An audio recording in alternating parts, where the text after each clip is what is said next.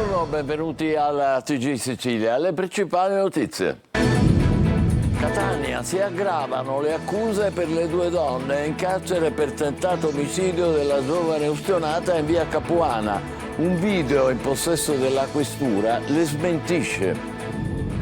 11 anni fa il naufragio di Lampedusa con 368 migranti morti. Da allora il 3 ottobre è la giornata della memoria e dell'accoglienza. Nell'isola delle Pelagie commemorazioni e ricordi. Ad Agrigento incredibilmente ancora senza acqua, nuovo sit-in sotto il comune. Ultima trovata, nei comuni della Sicilia centrale in emergenza arriveranno silos in piazza per riempire bottiglie e bidoni. Catania, dopo la denuncia del sindacato e del TG Sicilia, ha chiuso il ponte pericolante dell'8ª strada della zona industriale. Chi è Carmelo Miano, il 24enne di Gela, arrestato ieri a Roma. Dietro un computer ha messo in ginocchio i sistemi informatici di procure e ministeri. Il libro che Giovanni Brusca ha scritto con un sacerdote, malgrado le polemiche, sarà presentato a San Giuseppe Jato, dove il sanguinario boss pentito è nato. Il sindaco Siviglia e i giovani devono conoscere anche il male. A Messina ha aperta la Fiera Internazionale dell'Innovazione, start-up e multinazionali a confronto sul digitale e sulle potenzialità del Mezzogiorno.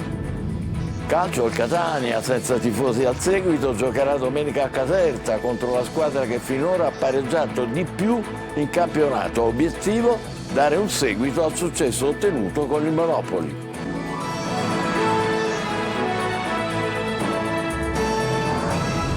Catania, si aggravano le accuse nei confronti delle due donne in carcere per tentato omicidio della giovane ustionata in via Capuana. Un video in possesso della questura le smentisce. Lorena Dolci. L'auto, una piccola utilitaria bianca, si ferma al distributore. La donna al volante aspetta che il benzinaio gli consegni una bottiglietta piena di benzina. È la sequenza del sistema di sorveglianza che incastra le due donne arrestate con l'accusa di tentato omicidio. Questo video, diffuso dalla questura, conferma quantomeno la premeditazione dell'aggressione nei confronti di Giusy Scalogno, la giovane di 26 anni cosparsa di benzina e poi data alle fiamme al culmine di una lite tra famiglie in via Capuana, nata per un fidanzatino conteso da mesi tra due quindicenni. Nell'ordinanza che ha convalidato il fermo di Agatina Vitanza e Alessandra Rosa Gennamari, entrambe 42 anni, la GIP del Tribunale di Catania scrive che hanno agito con lucida ferocia. Dopo aver fatto un giro di ricognizione in auto ed essersi accorte che ad attenderle in strada c'erano almeno una ventina di donne, hanno acquistato la benzina e un accendino, anche questo immortalato dalle telecamere di videosorveglianza. Nel corso dell'interrogatorio, Vitanza, madre di una delle ragazzine in lite, aveva fatto a parziali ammissioni, dicendo sì di avere portato la benzina e di averla lanciata, ma che la bottiglia ce l'aveva per caso e di non aver appiccato il fuoco. Ha invece scagionato Gennamari, un'amica di famiglia che la stava accompagnando. Le fiamme hanno avvolto una parente della famiglia rivale, forse intervenuta per sedare la lite. La ragazza è ancora in prognosi riservata con ustioni sul 20% del corpo, ferita lievemente anche la madre. A Niscemi un uomo è stato arrestato per aver tentato più volte di appiccare il fuoco alla porta dell'abitazione dove vivono la sua ex compagna e i 4 figli della donna, che si era rifiutata di farlo entrare. La polizia è intervenuta dopo che la vittima aveva chiesto aiuto al telefono. Tragedia della strada in piena notte a Villa Grazia di Carini, nel Palermitano. Una donna, infermiera all'ospedale Cervello, è morta carbonizzata nella sua auto dopo essere uscita fuori strada schiantandosi contro un muro. 11 anni fa il naufragio di Lampedusa, in cui morirono 368 migranti. Da allora il 3 ottobre è la giornata della memoria e dell'accoglienza nell'isola delle Pelagie, commemorazioni e ricordi. Luca Ciliberti. Osman, Paolos, Pietros, Concini, Rawa, Roby, Romola, Salina, Samuel, Samson, Sam, Sono passati 11 anni dal naufragio del 3 ottobre 2013 davanti alle coste di Lampedusa, in cui persero la vita 368 migranti, un numero imprecisato di dispersi, e si salvarono solo in 155. Mai più morti nel Mediterraneo, si disse, ma il Mare Nostrum da allora ha inghiottito altre vite. Basta leggere i numeri: dal 1990 ad oggi hanno perso la vita oltre 66.000 persone nel tentativo di raggiungere l'Europa dal mare. Solo tra gennaio e settembre 2024 si contano 1.562 bambini, donne e uomini morti o dispersi nel Mediterraneo. E noi quello che chiediamo un protocollo operativo per l'identificazione. 11 anni fa tutte le autorità dicevano mai più morti, nel frattempo sono morti circa oltre 30.000 persone. La maggior parte di queste 30.000 non vengono recuperati in mare, o quando vengono recuperati viene dato un numero, senza poter prendere un campione, permette all'indomani alle famiglie di poter identificare. Con noi in questi giorni le famiglie, una ragazzina ancora oggi, mi ricordo benissimo, ha 12 anni, è venuta dal Belgio per poter cercare avere un pezzo di carta, quindi a volte è vittima due volte: da una parte perché voleva un certificato, andare avanti, avere un passaporto, faceva attività scolastica, dall'altra parte anche avere una tomba per andare a piangere. In occasione del 3 ottobre, data designata come giornata della memoria e dell'accoglienza, il Comitato 3 ottobre organizza 4 giorni di confronti, dibattiti, spettacoli e incontri con gli studenti sul tema dell'immigrazione, all'insegna del Protect People Not Borders. All'alba di oggi la veglia di preghiera organizzata dai pescatori, che per primi hanno salvato alcuni dei superstiti durante il naufragio. Le immagini di quella tragedia resteranno indelebili su tutte, quella di una lunga fila di bare dentro un hangar del piccolo aeroporto di Lampedusa, ad oggi la più grande tragedia dei migranti che la storia ricordi negli ultimi 100 anni. Ad Agrigento riesplode la protesta per la mancanza d'acqua. Il nuovo sit-in sotto il Palazzo del Comune, nei centri della Sicilia centrale in emergenza saranno installati dei silos in piazza per riempire bottiglie e bidoni. Davide Sardo. Si riaccende la protesta ad Agrigento in piazza Pirandello per la pesante crisi idrica che va avanti ormai da mesi. Sotto il municipio la mobilitazione civica ha coinvolto le associazioni e comitati di cittadini ormai esasperati alla mancanza d'acqua e da intollerabili turni di erogazione. In alcune zone, a Zingarello per esempio, raggiungono i 30 giorni. All'interno del sit-in, e questo ci tengo a dirlo, degli incontri tematici. Questa sera alle 18:30 parleremo alla città perché e come hanno perso 49 milioni di finanziamento per la rete idrica. La precedente protesta era stata sospesa poche settimane fa dopo l'annunciata riattivazione degli installatori. Adesso è riesplosa e, secondo le intenzioni dei manifestanti, sarà mantenuta ad oltranza. Umiliata la nostra dignità, perché non ti sta mancando il pane, ti sta mancando l'acqua. L'acqua che è un bene primario, un bene che tu non puoi farne a meno completamente.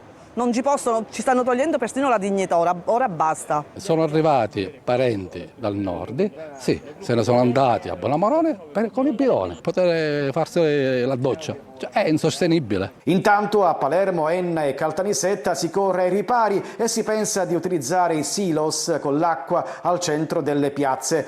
Ma fa impensierire anche il perdurare dell'assenza di piogge. A fine novembre la diga Ancipa potrebbe restare a secco, così le 9 province e 140.000 abitanti sarebbero senza acqua. Ci vuole vedere chiaro anche la magistratura, 2 fascicoli aperti dalle procure di Enna e Palermo. E non c'è solo la carenza d'acqua, gli agricoltori devono combattere anche contro cinghiali e maiali. La fauna selvatica sta mettendo in ginocchio le coltivazioni, chiesto l'intervento della Regione. Vediamo un agrumento nel Siracusano con Francesco Aloi. C'è la siccità, ma gli agricoltori devono fare i conti anche con qualcos'altro, la fauna selvatica. Appena qualche giorno fa vi abbiamo raccontato la storia di un vitivinicoltore di Palermo. Oggi vi portiamo a Francofonte, nel Siracusano. Si è cercato di intervenire pur facendo delle recinzioni, mettendo del filo pure con corrente per, diciamo, come dissuasore, per cercare di allontanare questi maiali selvatici e anche incrociati con i cinghiali che stanno arrecando parecchio danno. Qui ci sono più di 5 ettari di terreno pieni di alberi di agrumi, un'azienda che va bene, ma che ultimamente viene spesso saccheggiata dagli animali. Queste buche le hanno scavate loro. È un problema che riguarda tutta la regione e voi cosa chiedete? ma è un problema che già da anni riguarda tutta la regione e logicamente chiediamo uno stato di calamità. Un problema segnalato più volte all'amministrazione comunale, anche alla prefettura, ma nulla è cambiato. Questo è uno dei muri buttati giù da cinghiali e maialini. Qui è anche impossibile fare il diserbo meccanico, vedete l'erba che cresce ovunque perché il terreno è pieno di avvallamenti. Lui è davvero stanco, spera che con questo servizio intervenga qualcuno per bloccare l'avanzata del branco. Sì, ricordiamo che eravamo nel Siracusano. Adesso passiamo a Catania, dove i carabinieri hanno sequestrato una stalla abusiva nel quartiere di San Cristoforo. Sono stati trovati all'interno di un vecchio deposito 3 cavalli, ne state vedendo uno, sostanze dopanti, calessi. Dunque prosegue la lotta alle corse clandestine. Sono state deferite 4 persone. Sempre a Catania è stato transennato e quindi non è più percorribile il ponte sull'8ª strada della zona industriale. Le condizioni della struttura fatiscente, denunciata dal sindacato UGL Metalmeccanici e mostrate nel corso di un servizio TG del nostro Tonino De Mana, hanno indotto il comune di Catania a un intervento urgente per garantire la sicurezza degli automobilisti. La decisione di chiudere al traffico il ponte nella zona industriale è stata presa dopo un sopralluogo dei tecnici comunali. Transennato anche un tratto sottostante il manufatto, dove cadevano calcinacci, eccoli qua, come abbiamo documentato nel servizio andato in onda su TG Sicilia lunedì scorso. Ci sarà un supermercato Lidl a Tondogioeni, in un'area destinata alla costruzione di una scuola e a verde pubblico. La denuncia delle associazioni civiche presentata all'amministrazione di Catania. Desiree Ferlito. Il rilascio del permesso di costruire un supermercato Lidl in via Palazzotto a Catania, in una zona già abbondantemente servita, in un'area già destinata dal piano regolatore ad una scuola.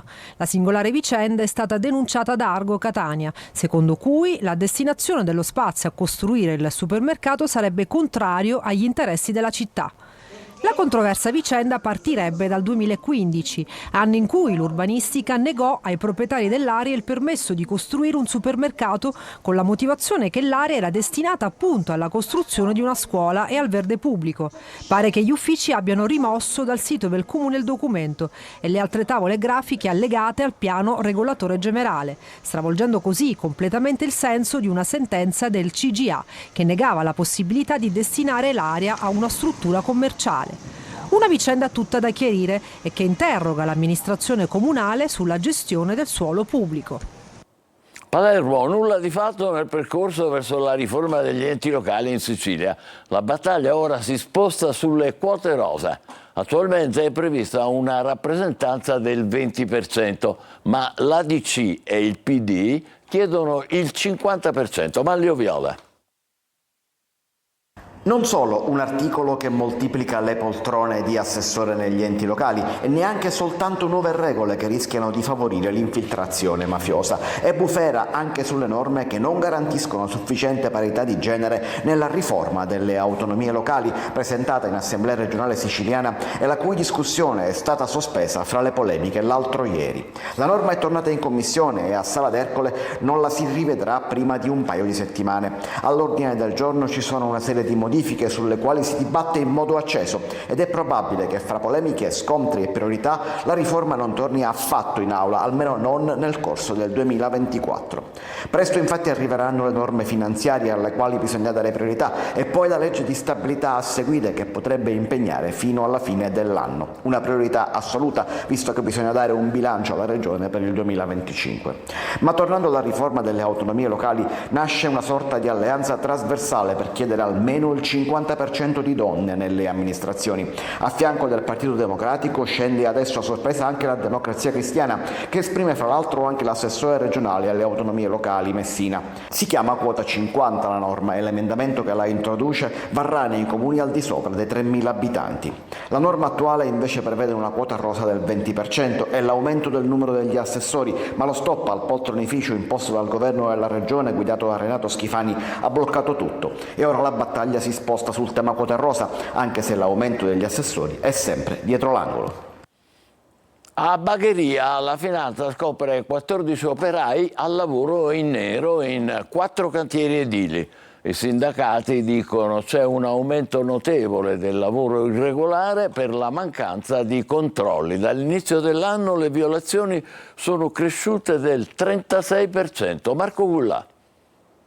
Lavoravano in nero per 4 imprese edili. I finanzieri della compagnia di Bagheria hanno scoperto 14 operai sorpresi a lavorare senza nessun contratto. I militari, prima di entrare nell'area del cantiere, hanno prima svolto attività di osservazione dei cantieri edili sul territorio, poi hanno rilevato come in ognuno dei 4 cantieri nessuno dei 14 operai intenti a lavorare risultava assunto. È emerso dalle banche dati che 4 operai percepivano l'assegno di inclusione, un altro invece fruiva di indennità per la disoccupazione, la cosiddetta NASPI. Per tutte le imprese è stata proposta la sospensione dell'attività imprenditoriale. Gli ultimi controlli dell'Ispettorato del Lavoro ci restituiscono un quadro che noi conosciamo bene. Negli ultimi periodi e negli ultimi mesi, soprattutto a seguito della fine dei cantieri del superbonus, stiamo riscontrando, ahimè, un esponenziale aumento dei lavoratori in nero. Questo proprio perché, soprattutto nei cantieri privati, in assenza di controlli, tutto questo purtroppo avviene con una certa consuetudine. Dall'inizio dell'anno a livello provinciale sono stati effettuati 213 interventi che hanno consentito di individuare 274 lavoratori in nero e di segnalare 117 datori di lavoro con un incremento del 36% rispetto al medesimo periodo dell'anno 2023. Vediamo chi è Carmelo Miano, il 24enne di Gela, che dietro un computer ha messo in ginocchio i sistemi informatici di procure e ministeri. È un giovane prodigio del crimine digitale che è stato arrestato ieri a Roma. Gerry Italia. Sembrava un ragazzo qualunque, ma dietro il volto di Carmelo Miano si celava uno dei più temuti hacker d'Italia. Nato a Sciacca e cresciuto a Gela, il 24enne è riuscito con straordinarie abilità a violare i server delle procure di mezza Italia e del Ministero della Giustizia, accedendo a dati riservati di magistrati e funzionari pubblici. E non era neanche la prima volta che il suo nome faceva tremare le istituzioni. Già a soli 20 anni si era introdotto nei sistemi di Telespazio, azienda leader nella sicurezza delle infrastrutture pubbliche. Le sue incursioni però non si sono fermate ai tribunali. Miano ha bucato i server della Guardia di Finanza, infettato i computer di dipendenti ministeriali con malware e persino consultato documenti riservati della Polizia di Stato. Il tutto coperto da 5 identità digitali diverse e un sistema cifrato che lo rendeva virtualmente invisibile. Una mente brillante al servizio di attività criminali che avrebbe raccolto informazioni sulla criminalità organizzata mentre sembrava non interessarsi al terrorismo. Ma il giovane hacker, nonostante la sua astuzia, era da tempo nel mirino della Procura Antimafia di Napoli. Un'indagine accurata che ha coinvolto anche altri 3 indagati ha portato al suo arresto, tra i complici anche un poliziotto che avrebbe aiutato Miano nelle sue azioni. Quando i magistrati si sono accorti delle sue capacità, hanno abbandonato persino l'uso di mail istituzionali e WhatsApp per evitare ulteriori intrusioni. Oltre ai danni causati, il giovane aveva accumulato un vero e proprio tesoro digitale, 3 milioni di euro in bitcoin ora sequestrati dalle autorità. Miano, che avrebbe compiuto 24 anni il prossimo 27 ottobre, probabilmente passerà il suo compleanno in carcere. Per catturarlo le autorità hanno preferito non caricare l'ordinanza di arresto nei sistemi informatici, trasferendola a mano, un'ulteriore precauzione per timore di nuovi attacchi digitali. Davvero incredibile. Torniamo in Sicilia. Non si placano le polemiche attorno al libro di Giovanni Brusca, uno dei killer più spietati di Cosa Nostra, che è pentito, ha scontato 25 anni di carcere e ora è libero. Il sindaco di San Giuseppe Jato, paese natale del boss, presenterà il volume. I giovani, dice, devono conoscere anche il male. Lorena Dolci. Mi sentivo un dio, ma mi sono reso conto di quello che ero quando mi hanno arrestato. In quel momento mi rendo conto che ho sbagliato, mi rendo conto che non sono nessuno. Parola di Giovanni Brusca, uno dei più spietati assassini di Cosa Nostra, l'uomo che premette il comando della strage di Capaci, quello che strangolò e poi sciolse nell'acido il piccolo Giuseppe Di Matteo. Il suo racconto di pentito in regime di sorveglianza dopo 25 anni di carcere al 41 bis è uscito in un libro a firma di Don Marcello Cozzi, vicepresidente di Libera. Ma il timbro dell'associazione antimafia non è bastato a placare le polemiche sull'opportunità di dare la ribalta a un criminale di questo calibro. Il sindaco di San Giuseppe Jato rivendica la scelta di presentare il libro nel paese dove il boss ha mosso i primi passi. Il soggetto è quello che conosciamo, sappiamo quanti omicidi ha fatto, conosciamo la pericolosità e credo che le nuove generazioni devono conoscere il male, perché se non si conosce il male non si riesce assolutamente a combatterlo. Tra le voci critiche anche quelle dei familiari del piccolo Di Matteo. Sono da parte lesa, quindi da un certo lato li giustifico, ma non possono impedire di fare conoscere agli altri quelli che è la nostra storia, quella che è la storia di un soggetto pericoloso, di un soggetto che è cresciuto nel nostro territorio. Il sindaco invita chi è contrario a leggere il libro prima di parlare. Per lui non ci sarà mai perdono, lo dice lui stesso, allora non è un libro né che esalta il Giovanni Brusca e neanche si tenta una riabilitazione. Voltiamo pagina. A Messina ha aperto il Sud Innovation Summit, la fiera internazionale dell'innovazione. Start-up multinazionali a confronto sul digitale e sulle potenzialità del Mezzogiorno. Francesco Triolo. Si scrive Sud Innovation Summit, si legge futuro. La seconda edizione del più grande evento dedicato all'innovazione e alla digitalizzazione del Sud Italia si è aperta oggi a Messina e ha riunito tutte le più grandi start-up e società del digitale per 1 o 2 giorni che farà il focus su come incentivare il progresso tecnologico e trasformare il Sud Italia in un motore di sviluppo per tutto il paese. Il tema della prima giornata è stato quello legato all'intelligenza artificiale. Sul palco è salito il numero 2 di Microsoft Italia, Matteo Mille. La sua presenza a Messina il giorno dopo in cui l'amministratore delegato di Microsoft ha annunciato alla Presidente del Consiglio Giorgia Meloni un investimento da oltre 4 miliardi di euro in Italia proprio sull'intelligenza artificiale. In Italia siamo bravissimi, siamo innovatori per estrazione, no? Un popolo di poeti, di eroi, di artisti, siamo creativi, però ci manca una cosa, ci manca la competenza più che la competenza, la capacità di comprendere che cosa potrebbe fare le AI generative, cioè l'artificial intelligence generativa. Mancano le competenze sulle AI. Presentato anche il rapporto Sud Innovation 2024 sul potenziale inespresso del Mezzogiorno, uno studio che evidenzia il ruolo chiave che il Meridione d'Italia può svolgere come hub di innovazione e sviluppo tecnologico. Il Sud offre grandissime opportunità perché abbiamo praticamente zero barriere d'ingresso, bassi costi di labor e delle ottime potenzialità di rendimento, per cui investire al Sud secondo me oggi, momento in cui la qualità della vita è stata messa un po' al primo posto, ha sicuramente un significato. Il rapporto ha fatto emergere come attualmente nel Sud Italia ci siano 107 start-up e 13 scale-up che negli ultimi 7 anni hanno raccolto 328 milioni di euro di investimenti che si concentrano principalmente in settori strategici come l'aerospazio, l'information technology, l'agritech e le energie rinnovabili, sottolineando il potenziale di crescita e sviluppo del territorio. Facciamo una breve pausa, tra poco per il calcio, le ultime sul Catania. Vi aspettiamo.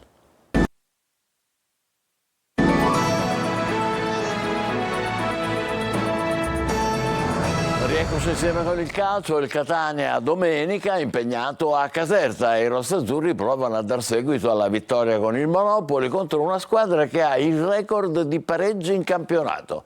Marco Carli.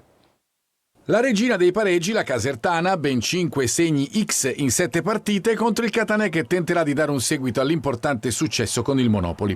2 squadre, i campani di Iori e i rossazzurri di Toscano, i cui numeri di questa fase di stagione sono simili. I gol fatti, 7 per entrambe, una propensione a fraseggiare più che a lanciare lungo, con i campani più indirizzati verso il dribbling e il Catania pronto a premiare gli inserimenti. La differenza sta di certo nei punti, 12 per la squadra etnea e 8 per i campani che però non perdono dalla seconda giornata in casa con la Juve. Ma il Catania si concentra su se stesso, confida di rivedere Ierardi e di limitare con le qualità di Di Gennaro e della difesa le incursioni alle spalle dell'ultima linea che qualche grattacapo hanno creato fino ad ora, vedi gol subiti di Giuliano o qualche pericolo con il Monopoli. Un Catania che fino a questo momento ha dimostrato una componente inequivocabile. Contro squadre rodate e in alto in classifica, gli etnei hanno spesso giocato complessivamente bene, facendo capire che il futuro può essere ancora migliore. Toscano dovrà improvvisare qualcosa ancora a centrocampo, ma il Jolly Quaini si candida. A Caserta niente tifosi del Catania residenti nella provincia etnea, mentre il tecnico della Casertana chiama all'appello i sostenitori dei campani. Spero che col Catania ci spingono ancora ulteriormente, perché sarà una partita bella da giocare contro una squadra che è costruita per vincere. Noi andremo in campo e daremo battaglia anche la prossima. Ci fermiamo qui, prossima edizione alle 20, grazie per averci seguito, buon pomeriggio.